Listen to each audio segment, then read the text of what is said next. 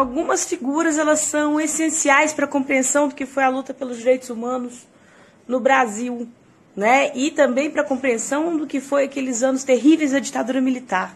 Né? Meu nome é Isabel Leite, eu faço pós-doutorado em História na Universidade Federal Fluminense com uma pesquisa sobre a ex-guerrilheira Inês Etienne Romeu, e é sobre ela que eu vou falar para vocês hoje. Tá? A Inês Etienne, ela nasceu no interior de Minas, em Pouso Alegre. No entanto, ela vai para Belo Horizonte completar seus estudos, né, o antigo secundário, e ingressar no estudo universitário. A Inês ela começa a se aproximar de um grupo progressista na cidade. Né? A Inês ela chega a ter algumas aventuras no mundo do comércio. Ela foi dona de um bar em Belo Horizonte que se chamava Bucheco, né? Como o nome dá a entender, é uma homenagem ao Che Guevara.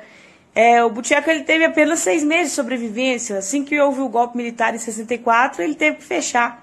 Né? Era um bar extraordinário, onde as mulheres podiam beber à vontade, coisa que nos anos 60 ainda era uma coisa rara de acontecer. O Bucheco também era um local de reunião dos integrantes de um grupo chamado Política Operária, né, que é um grupo de movimento ligado a massas, né, que queria fazer trabalho com o movimento operário e que, num determinado momento da ditadura, se radicaliza e vai virar Comando de Libertação Nacional, que é um grupo de guerrilha urbana, onde a Inês vai integrar.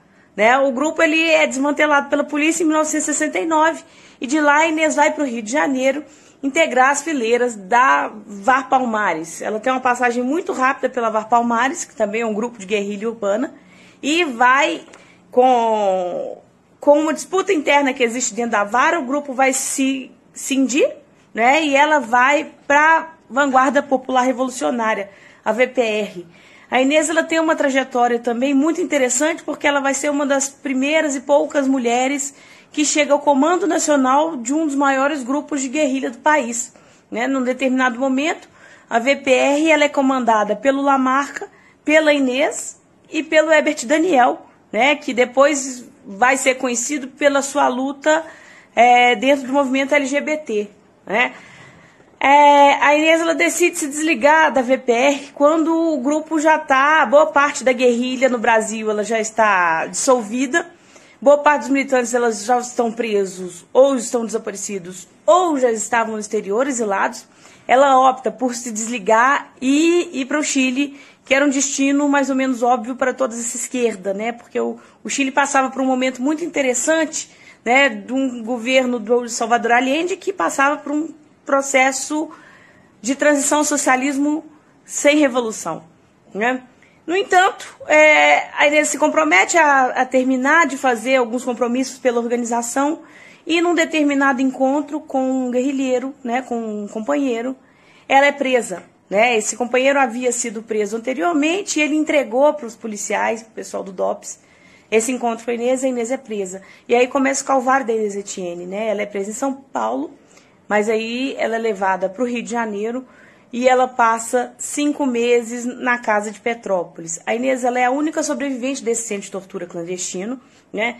E ela também tem, ela faz a sua importância, né, para a denúncia da ditadura e desse centro clandestino de tortura é o seguinte, é que ela vai ser a única sobrevivente desse centro, né? E quando ela sai e passa a ser presa formalmente, ela vai escrever um documento que ficou conhecido como o relatório Inês Etienne. Né? Esse relatório ele é de suma importância, porque é um dos primeiros documentos a denunciar a mesma ditadura, e ele é uma pré-Comissão Nacional da Verdade. Esse trabalho que a Comissão da Verdade veio fazer em 2014, a Inês Etienne fez em 72. Né? Ela passou 5 meses sendo barbaramente torturada. Lá ela conseguiu escutar os nomes tanto dos torturadores quanto dos guerrilheiros que passaram por lá e lá morreram e até então não se tinha notícia dessas pessoas. Tá? Esse documento ele é um documento extremamente importante, né, de denúncia da ditadura. A Inês ela conseguiu, depois da sua saída da prisão em 79, ela se engajou nisso, em descobrir quem eram essas pessoas que estavam atuando na Casa da Morte. Então, ela conseguiu o nome da pessoa que alugava a casa, né, que era o Mário Loders. Ela conseguiu o nome de médicos que estavam envolvidos na tortura, né? Então, médicos que acompanhavam para saber até que ponto a pessoa podia ser torturada, para não morrer e continuar soltando informações. E aí ela conseguiu arrumar uma cadeia de militantes e jornalística para poder ir atrás dessas pessoas. Então, pela primeira vez que a Rede Globo anuncia alguma violação contra os direitos humanos e vai falar sobre a tortura durante a ditadura militar, foi para cobrir o caso da Inês indo atrás dos seus torturadores, né, em 1981. Né?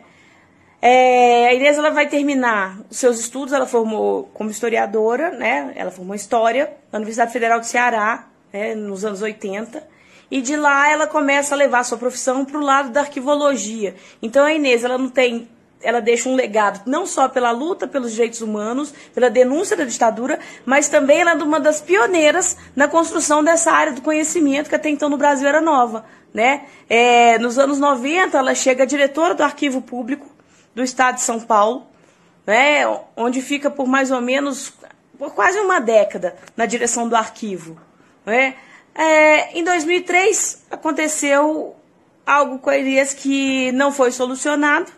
A funcionária que trabalhava na casa dela abre a porta, a Inês está caída no chão com uma poça de sangue.